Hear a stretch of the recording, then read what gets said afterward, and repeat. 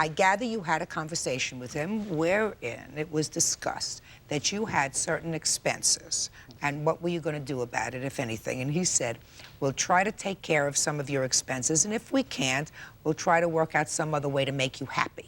Is that about it? Yeah, that's about it. How does that translate into 50 cents a signature?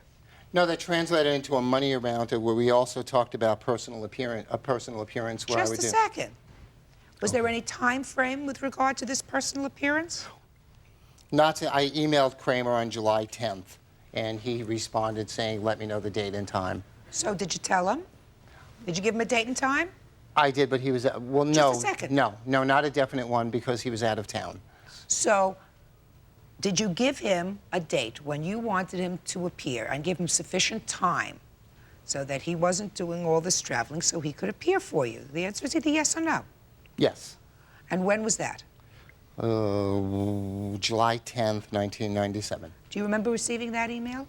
I may have, Your Honor, but as Mr. Ruzzi said, I had been traveling a great deal. But, you know, one thing I'd like to make clear now, the dispute that he claims is about these signatures. But I'd like to just enter into evidence, if I may, some of these sheets of signatures. Listen to me. You don't have to bother, because I find that there was no agreement with regard to payment for signatures. Well, even if there was, the signatures are totally invalid. There are 15 signatures on our page. Every one of them is women.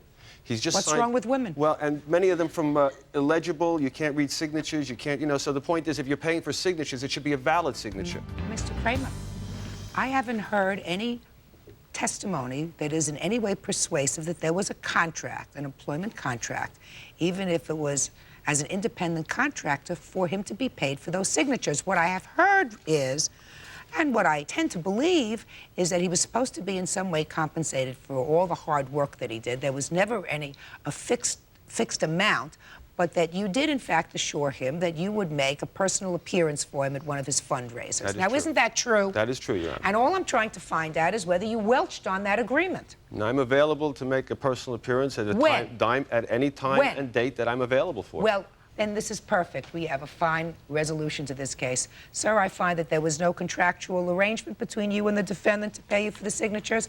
However, I do find that he did agree, either through himself or through his manager, to compensate you for some out-of-pocket expenses, and you agreed to take the services of Mr. Kramer in compensation or in lieu of the dollar amount, and Mr. Kramer has indicated that he is prepared to follow through with that. So it's been a pleasure meeting you. I wish you continued success. Your case is dismissed. Thank you. Thank you, Your Honor. Thank you. Step out.